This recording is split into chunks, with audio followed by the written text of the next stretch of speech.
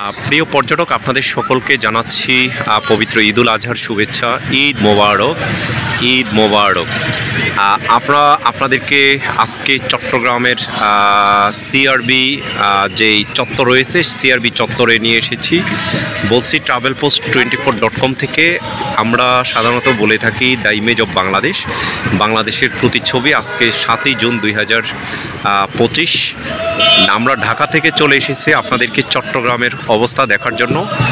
আমরা সিআরবি চত্বরে চলে এসেছি। সিআরবি চত্বরটি অনেক সুন্দর একটি চত্বর। এখানে হচ্ছে বিভিন্ন গাছ দ্বারা আবৃত এবং হচ্ছে যেই মাঠটি রয়েছে সিআরবি চত্বরের মাঠ, সেই মাঠের মধ্যে অনেক মানুষ বসে রয়েছে। আজকে ঈদুল আজহার প্রথম দিন, যেহেতু ঈদুল আজহা অল্প অল্প করে মানুষ আসা শুরু করছে। আমরা এই সিআরবি চত্বরের চারপাশ দেখাচ্ছি। এখানে দেখা যাচ্ছে নারী পুরুষ সহ পরিবার পরিজন নিয়ে অনেক মানুষ এসেছেন ঘুরতে। এখানে পাহাড় দেখা যাচ্ছে এবং এইগুলো হচ্ছে সৃষ্টি গাছ বা হচ্ছে সৃষ্টিতলা বা সৃষ্টি গাছ। সেই গাছগুলো আমরা দেখতে পাচ্ছি।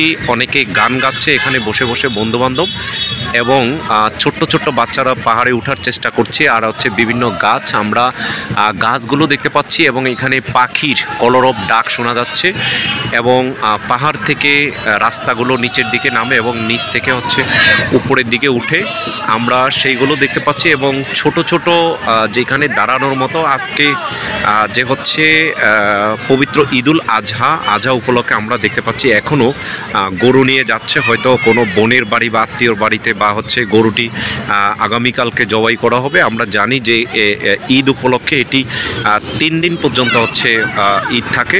সেই হিসাবে আপনারা দেখতে পাচ্ছেন একটি গরু নিয়ে যাচ্ছে, সেই গরুটি দেখা যাচ্ছে এবং ছোট্ট ছোট্ট বাবুরা সেই গরু দেখার জন্য তারা ঘুরে ঘুরে দেখছে। আসলে এই সিআরবি চত্বরের এখানে অনেক মানুষ জড়ো হয়। সেই জড়ো এবং সৃষ্টিতলা, এখানে আমরা শুনেছি বৈশাখী অনুষ্ঠান হয়ে থাকে এই সৃষ্টিতলা, এই গাছগুলোর নিচে, এবং চারপাশে মানুষ থাকে। সামাজিক সাংস্কৃতিক নাটক, বিভিন্ন ইতিহাস ঐতিহ্যের সাথে এই সৃষ্টিতলা হচ্ছে পরিচিত এবং এইখানে মানুষজন বসে এখানে দেখে এবং অনেকটা গুঞ্জনও রয়েছে এখানে আসলে নাকি হচ্ছে প্রেম হয়। সেই প্রেম চত্বরও এই জায়গাকে বলা হয়, সিআরবি চত্বরকে।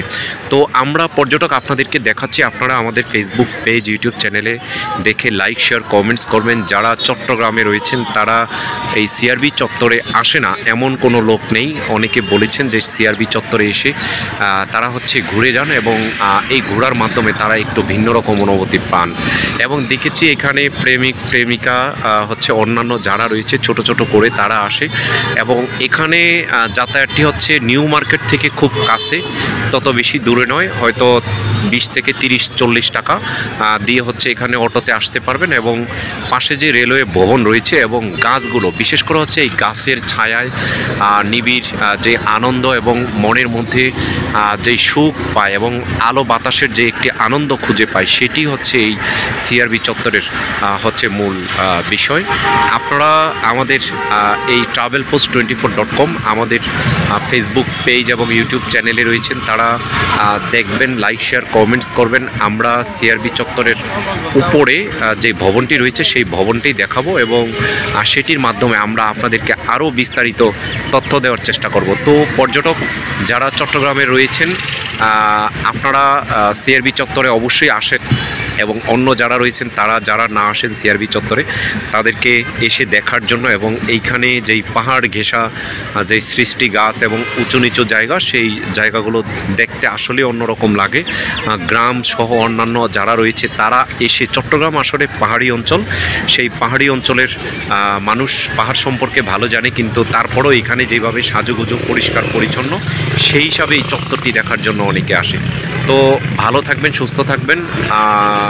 এই কথা বলে শেষ করছি। মুসলিউদ্দিন তরুণ, travelpost24.com, সিআরবি চট্টগ্রাম।